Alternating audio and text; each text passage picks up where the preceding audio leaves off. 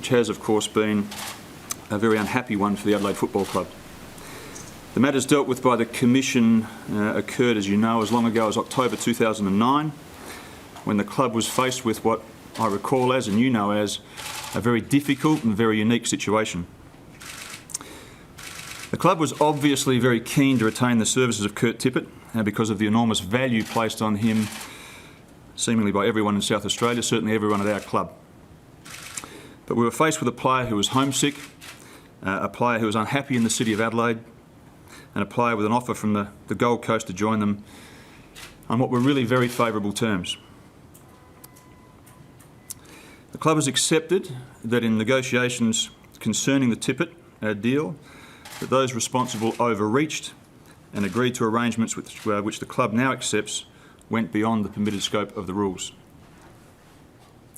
As Chief Executive, then and now, I've accepted full responsibility for what the AFL considers to be a significant transgression of those rules, and for that I'm very sorry.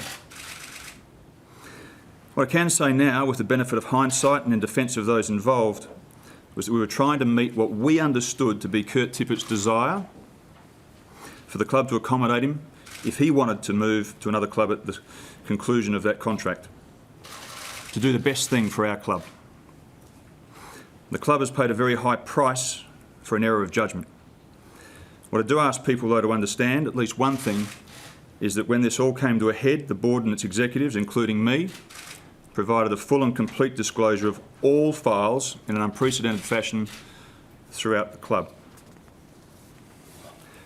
The results of that forensic investigation have proven, as I said earlier, that the Kurt Tippett case presented a truly unique situation for our club.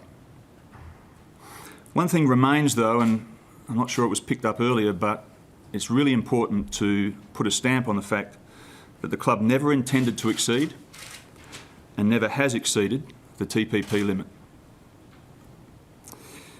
So the Commission's heard my explanation. It's chosen to suspend me from performing any function for our club for 6 months.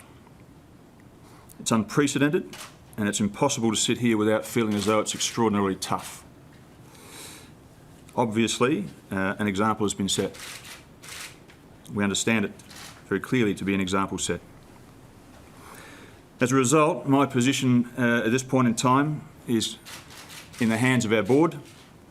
I very much hope that I can remain in the industry and hopefully as CEO of our club, which I've served for the past 11 years. Now, some will think that that's an extraordinary position to take, but I can assure you this has been an extraordinary situation. For the club, I acknowledge the penalties imposed by the Commission represent a setback. But I'm confident that the steps that we've taken as a board and senior executive over the past few years will allow us to become a club that gets stronger and stronger despite this, and it will galvanise our club into doing great things in the future. Thank you.